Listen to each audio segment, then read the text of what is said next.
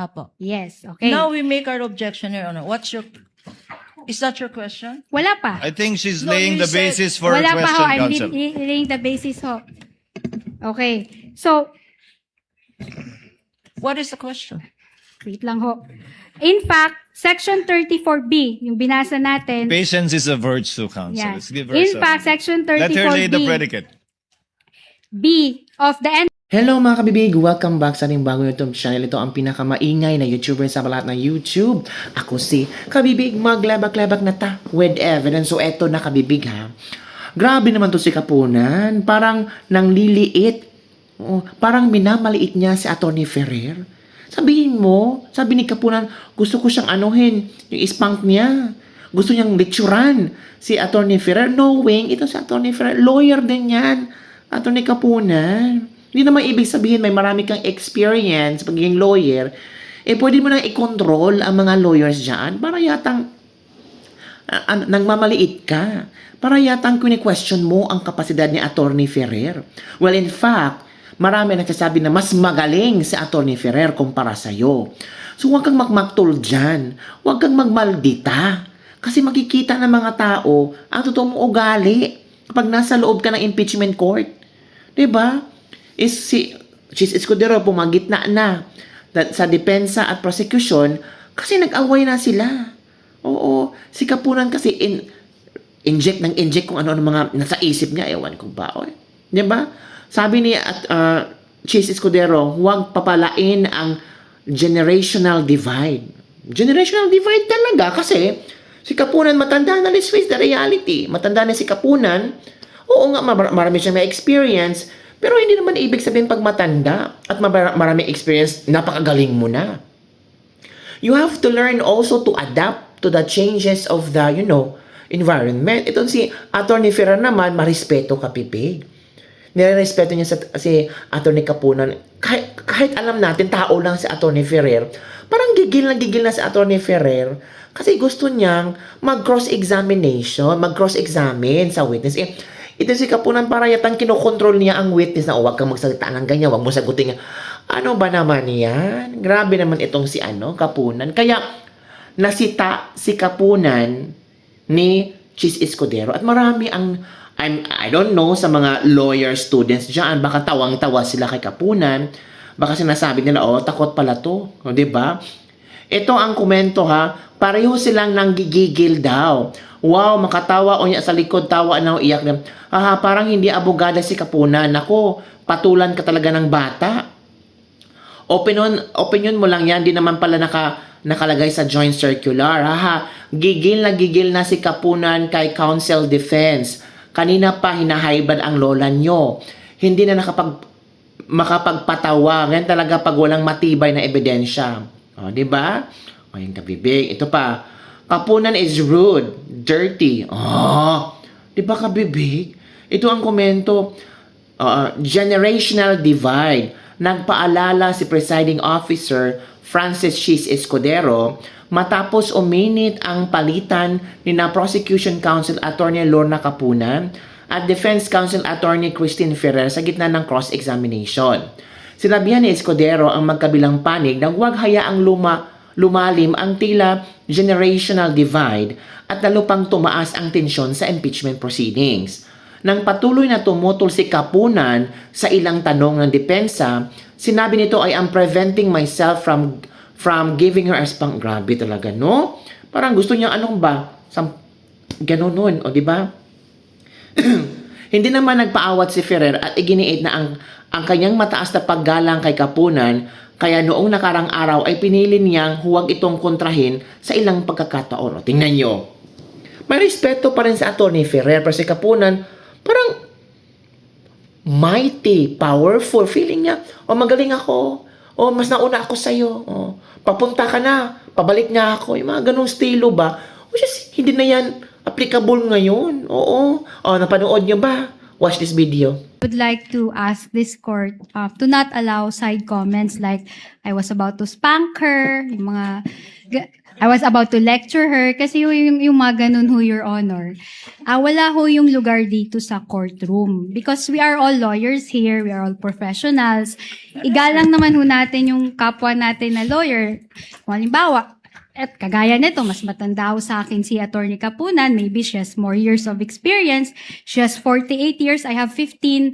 We should learn to respect each other and refrain from making side comments, Your Honor. And that was captured by the media po. So, that is our request, Your Honor, to just, remind the counsel not to make those kinds of remarks. Thank you. Attorney Kapunan already, although you are correct, it was already heard since we're on TV. Attorney Kapunan withdrew that statement earlier, if I remember correctly. Yes, Your Honor. And in fact, I hope it was also part of the records that I promised to behave. Thank you po. Yes. Thank you, Your Honor. Thank you to both parties. Questions are not allowed. They on are cross. allowed. Councils, think I need to lecture please, you that. councils, let's not allow the generational or seeming generational divide increase the tension in the courtroom. Yung sa crime prevention po, kasama po yun sa Wait, pero let her depende pa din po ito sa sa mandate po ng Ang ganda agency. lang, kasama po ba siya sa surveillance at paggamit ng confidential fund, crime prevention? Yes or no? Opo, kasama po. Okay, salamat Celine. Okay. In fact, meron tayong 3 klase ng surveillance work. Alam niyo ba 'yon, Celine? May background ho kayo sa mga surveillance, intelligence work, confidential work. Based lang po sa joint circular na for surveillance activities ng confidential fund. So actually yung surveillance do you agree with me, may 3 klase ho yan. Una, preventive surveillance. Alam niyo ba 'yon? No basis, Your Honor. No basis Hindi, tinatanong ko for this lang ho kung alam niyo ho ba. Your Honor, the surveillance work that this Your Honor- witness testified to is as defined in the circular, Your So, Honor. what is surveillance work as defined in the circular? Ito po yung yung kasing, di ba po yung confidential expenses is used by agencies for surveillance and surveillance activities na makakatulong po sa, na maisagawa ang mandate The ng surveillance work that this Your Honor- witness testified to is as defined in the circular, Your So, Honor. what is surveillance work as defined in the circular? Ito po yung yung kasing, di ba po yung confidential expenses is used by agencies for surveillance and surveillance activities na makakatulong po sa, na maisagawa ang mandate ng isang Okay, agency. sige. Sige, nandun na tayo sa may sagawa yung mandate nila. So, tanong ko sa'yo, did the circular limit that to crime prevention? Kasi sabi mo, kailangan to apprehension. Kasi sabi mo, dapat may mahuli. Sinabi ho ba yan sa... Ang nakalagay po kasi sa JC under 4.8.5 Hindi, is proof of sorry, success. Your Honor, please. Let the witness answer, Your Your Honor. Honor, please, Mr. can the- Presiding Officer, can- can the counsel be instructed not to stop the witness at mid-sentence, Your Honor? Your Honor, please, can the witness be directed? You just answer with yes or no. The counsel has her time to ask clarificatory questions later Your Honor, during question the not all- direct.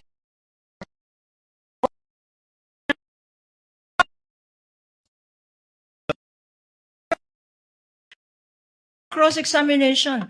Council, Misleading questions are not allowed. They on are cross. allowed. councils, think I need to lecture please, you that. councils, let's not allow the generational or seeming generational divide increase the tension in the courtroom. Let's keep it a notch lower. Your Honor, please, I am preventing myself from giving her a spanking, Your Honor. That is what I would Your have Honor, done please. Again, in the councils. generational divide, Your Honor. Your Honor, councils, you are all members of the bar and Yes, you're Your Honor. all councils I submit, for the I parties. submit. And we will be treating and looking at each one equally. At Miss I will- Eileen. Yes, Your Honor, it's also- I promise to henceforth behave. Your Thank Honor, you. can I please respond quickly lang, no? I have high respect for Attorney Kapunan. In fact, she's one of You my can end there, idols. counsel. Let's end here. Let's end here. You can end there. This with might the sound like a, respect. it might sound like a eulogy, Your Honor. I'm still very much alive. Your Honor, kahapon niya, hindi ko nga siya kinukulit, di ba? Kahit may mga questions na doon na leading, hindi naman allowed yun sa direct examination eh. I respected her. You can end there, counsel, if Yeah, you respect thank you. her. Thank you. Thank you po.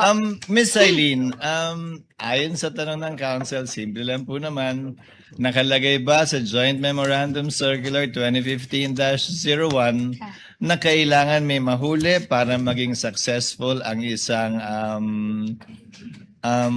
pagbigay ng reward or information? Wala pong nakalagay. Ang nakalagay lang po, proof of success of information gathering and or surveillance So, activities. interpretasyon niyo po yun na dapat may mahuli para maging successful.